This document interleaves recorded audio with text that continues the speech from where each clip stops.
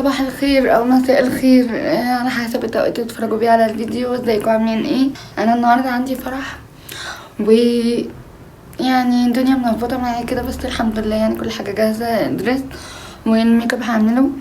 انا قلت بس اصور الفيديو الصغير ده كده عشان اوثقه معاكم، وان شاء الله لما اخلص الفرح وكده هعمل مونتاج للفيديو وانزله لكم على طول. هو مش هيبقى فيديو طويل يعني، بس عايزه اقول لكم انتوا وحشتوني قوي قوي قوي قوي، وفرحانه قوي ان العيله بتاعتي بتكبر واحده واحده. ان شاء الله يكون شكلي حلو واوريكم كل حاجه.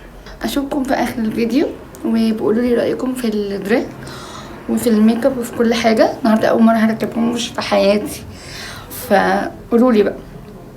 كمان عايزه اقول في حد حلو قوي عمل لي كومنت طلع اسمه معايا. انا مش عارفه هو ولد ولا بنت، بس هطلع اسمه معايا وهو اسمه اهو. واحب اشكرك قوي يعني، سواء بنت او ولد، على الكومنت الجميل ده.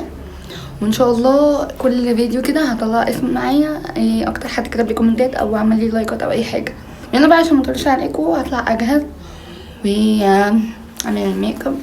طبعا اللي هتعمل لي ميك اب مرات عمي، احنا بيت عيله يعني، فمرات عمي اللي هتعمل لي الميك اب يعني هتعمله لي وان شاء الله يكون حلو جدا، عشان هي فعلا تحفه.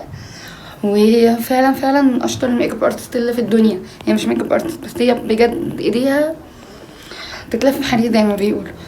وعشان ما اطولش عليكم بقى تاني، يلا نبدا الفيديو. ولما اخلص اليوم هحط لكم كل حاجه. وبكده انا خلصت الميك اب كمان والدريس. انا بقى عشان نروح الفرح. بصوا كمان المش اول مره نركب المش اصلا. هوريكم الدريس برضه كده. الدريس يعني